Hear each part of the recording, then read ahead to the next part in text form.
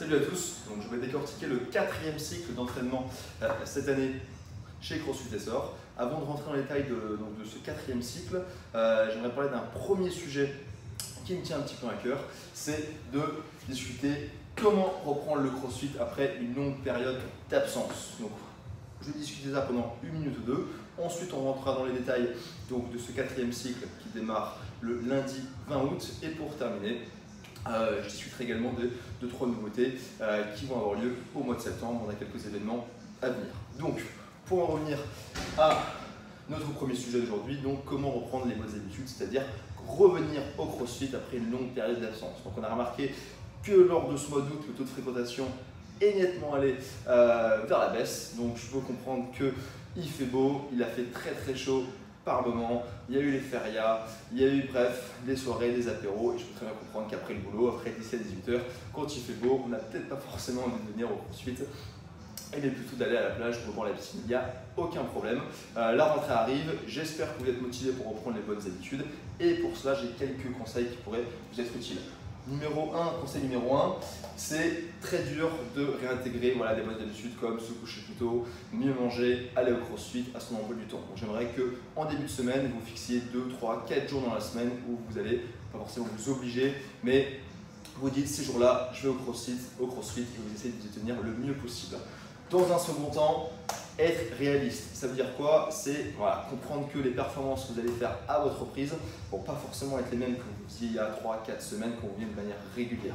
Le CrossFit, comme dans la plupart des sports, malheureusement, on perd assez rapidement, mais je peux vous assurer que vous allez également reprendre tout aussi vite. Donc voilà, au bout de 2-3 semaines de régularité, je peux vous assurer que vous allez reprendre votre niveau de temps. Et troisièmement, éviter le surentraînement. Ça, c'est un sujet qui me tient très à cœur, dont je vous en ai parlé à plusieurs d'entre vous. C'est pas parce que vous n'êtes pas venu pendant 2, 3, 4 semaines qu'il faut venir tous les jours pendant 2 semaines pour compenser votre absence. On ne peut pas manger pour 3 jours à la suite, on ne peut pas boire de l'eau pour 3 jours à la suite, c'est pareil avec l'entraînement. Malheureusement, on ne peut pas compenser pour une certaine période où on ne s'est pas entraîné. Donc, évitez de faire le trop. Donc je récapitule, fixez-vous des jours où vous allez venir, soyez réaliste, commencez avec des petits objectifs, peut-être 2 fois par semaine, 3 si vous le sentez, et à partir de là, on essaie d'augmenter un petit peu la cadence et la régularité pour reprendre les bonnes bases pour la rentrée. Donc je vais à présent vous présenter votre 4e cycle d'entraînement qui va commencer le lundi 20 août et se terminer le dimanche 30 septembre. Donc également un cycle sur 6 semaines avec 5 semaines de progression et 1 semaine de décharge pour récupérer. Le format ressemble plus ou moins au cycle précédent, mais on a changé un petit peu l'ordre des jours pour aider les athlètes qui viennent que certains jours de la semaine de progresser sur tous les éléments de la programmation. Et on a également apporté quelques modifications que je vais présenter dans un instant. Donc le lundi, le jour du squat, donc on regarde un jour pour squatter dans la semaine, mais à l'inverse de la semaine précédente, on va se concentrer sur le front squat. Vous verrez en début de cycle, donc beaucoup de répétitions avec pas mal de tempo, donc contrôler les descentes, passer du temps en bas du squat pour habituer votre corps à ce mouvement-là. Et au fur et à mesure des semaines, il y aura un petit peu moins de tempo, un petit peu de répétition, et on ira plutôt travailler le travail de force et monter en charge. Si vous êtes un athlète qui galère un petit peu avec les front squats en mode, les thrusters, remonter, donc évidemment quand vous faites des squats clean, donc la phase du squat, ce jour-là c'est impératif pas obligé, mais c'est important pour vous de venir. Le WOD qui suivra sera un WOD classique CrossFit, il dure entre 8 et 12 minutes, très intense et souvent très cardio. Le mardi, donc ce sera notre première des 2 journées gym, on va surtout se concentrer sur un travail statique de gainage pour commencer, mais pas que. C'est-à-dire que ça va durer entre 9 et 15 minutes, comme on a fait la semaine précédente, sous format démum. Il faudra tenir certains mouvements qui ont pour but de vous aider à travailler tous les muscles au niveau des abdos, des épaules pour renforcer en gymnastique. Mais on va également se concentrer un peu plus sur les 6 semaines à venir, sur la phase de keeping. On va venir vraiment pousser contre les barres pour progresser vers les keeping pull-up et éventuellement le butterfly si ça m'intéresse certains. On a beaucoup développé la force en strict ces dernières semaines, on va continuer à faire, mais pour vous allez progresser en keeping, en butterfly, c'est important de développer cette phase 2, cette force de poussée également qu'on verra le mardi. Le WOD qui en suivra sera plus long que le lundi, entre 12 et 20 minutes. De manière générale, il sera un petit peu moins intense et on alternera un petit peu entre du cardio et l'endurance musculaire. Tout dépendra un petit peu de ce que vous aurez au menu sur le restant de la semaine. Le mercredi, on a notre journée altéro, donc comme on a fait précédemment, on alternera une journée les squats clean, une journée les squats snatch, donc il y aura tout en squat sur ce cycle-là. On fera un complexe altéro, donc on mettra 2 mouvements de la même famille ensemble en hang, donc un départ au-dessus du genou ou sous le genou, et un départ au sol, donc une semaine des clean, une semaine des snatch. On passera bien le temps de voir le mouvement en début de cycle, c'est-à-dire que vous ferez beaucoup de répétitions, ça va vous permettre de travailler bien la technique, de ne pas forcément être lourd. Et de semaine en semaine, il y aura un petit peu de répétition en moins et l'opportunité à la fin du cycle d'aller se tester sur un max en hang squat snatch et hang squat clean et squat clean. Donc vous remarquerez que depuis le début, on transitionne vers l'altéro en squat et c'est le cycle suivant qu'on va venir se tester sur un vrai 1RM sur ces 2 mouvements-là.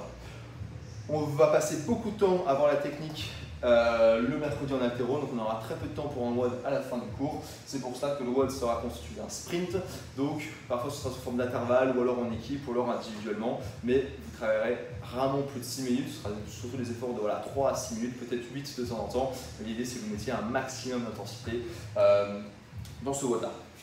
Le jeudi, ce sera le 2e jour de gym, donc plus dynamique que ce que vous verrez le mardi. Les cycles précédents, on avait seulement travaillé les mouvements de tirage, donc visant vous aider à améliorer votre action.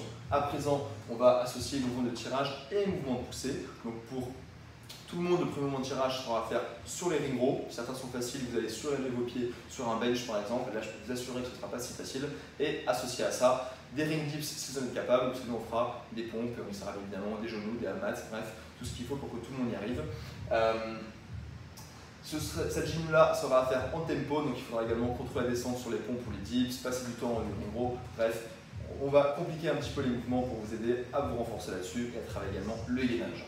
Le WOD qui en suivra sera un WOD cardio le jeudi sous forme d'intervalle, donc on a fait ça pas mal de fois les cycles précédents, on trouve que ça vous a bien aidé à améliorer votre cardio et surtout ça nous permet d'utiliser les rameurs, les vélos, les block jumps, les outils, mais malheureusement on n'en a pas assez pour tout le monde et en découpant un petit peu les cours en 2, là tout le monde peut trouver son bonheur entre guillemets et utiliser tout ce matériel là qui est très bien pour travailler justement son cardio. Le vendredi, donc on va continuer notre cycle précédent du deadlift avec le cycle qui va venir. Donc on avait fait ce qu'on rappelle peut-être le sumo deadlift. On va transitionner sur les 6 semaines à venir sur un deadlift classique. On va apporter une petite nouveauté avec une pause au niveau du genou. Donc cet élément-là a pour intérêt à la fois pour les débutants de pouvoir s'arrêter pendant le mouvement et de réflexionner sur où est-ce que vous sentez les tensions et ça vous aider à progresser, de bien comprendre le mouvement et à la fois ceux qui sont bien plus confirmés, ça va permettre de travailler le mouvement différemment et de vous aider à progresser là-dessus. Le WOD qui en suivra sera plutôt un WOD basé sur l'endurance musculaire, donc suite à le travail de force sur le deadlift, où il sera pas mal le mouvement, donc le fait de se pencher vers l'avant pour travailler un petit peu plus l'endurance du bas du dos. Associé à ça, je pense qu'on va pas mal utiliser les triceps, les épaules, mais voilà, c'est pas une règle d'or. Vous allez également voir quelques WOD qui seront bien cardio le vendredi aussi. Le samedi, ce sera notre jour du WOD long. Je l'appelle par long, c'est un WOD qui dure souvent entre 20 et 40 minutes. Celui-là, il est plutôt populaire, j'ai l'impression. Avec souvent de la course. Donc pour ceux qui souhaitent vraiment avoir un WOD, il y a pas mal de courses. Pas forcément de manière intense parce que le WOD sera long. Et si vous voulez travailler votre endurance sur le long terme, le samedi, c'est une très bonne alternative. Le dimanche ne figure pas sur ce tableau, mais on ne change rien. C'est toujours un WOD en team qui permet peut-être de briser un petit peu la monotonie de la semaine et de s'entraîner de façon différente. Pour terminer, j'aimerais vous tenir au courant des actualités qui vont avoir lieu pour le mois de septembre. Premièrement, vous aurez l'opportunité d'offrir un mois gratuit à toutes les personnes de votre choix. Donc, comment ça va fonctionner? Vous pouvez offrir un mois d'entraînement gratuit donc, tout le long du mois de septembre. Et si jamais la personne à qui vous offrez le mois s'inscrit derrière et prend un abonnement chez nous de 6 mois ou 1 an, vous bénéficierez vous-même d'un mois gratuit sur votre abonnement. Donc c'est une grosse offre à ne pas manquer. Vous pouvez l'offrir à autant de personnes de votre choix, il n'y a aucune restriction. Et pour vous aider à trouver des créneaux qui va convenir à vos proches, à vos amis, donc je m'occuperai moi-même de faire un cours le samedi matin à 9 h comme cours d'initiation. Donc ce sera un cours ouvert peut-être à 10-12 personnes max, avec justement vous, l'adhérent et votre ami. Et donc ce sera un cours parfait pour lui apprendre un petit peu les bases du CrossFit et lui présenter notre sport.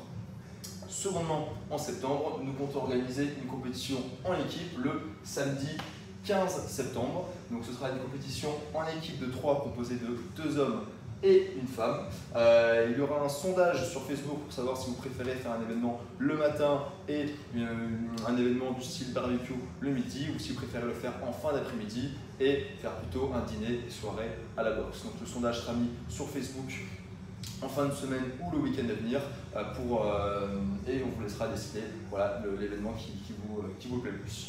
Dernièrement, pour cette compétition, il y aura une catégorie RX et Scale, ce qui permettra à la fois de pousser un peu les WOD pour ceux qui maîtrisent l'intégralité des mouvements de CrossFit, mais également l'option Scale est là pour permettre à tout le monde de participer.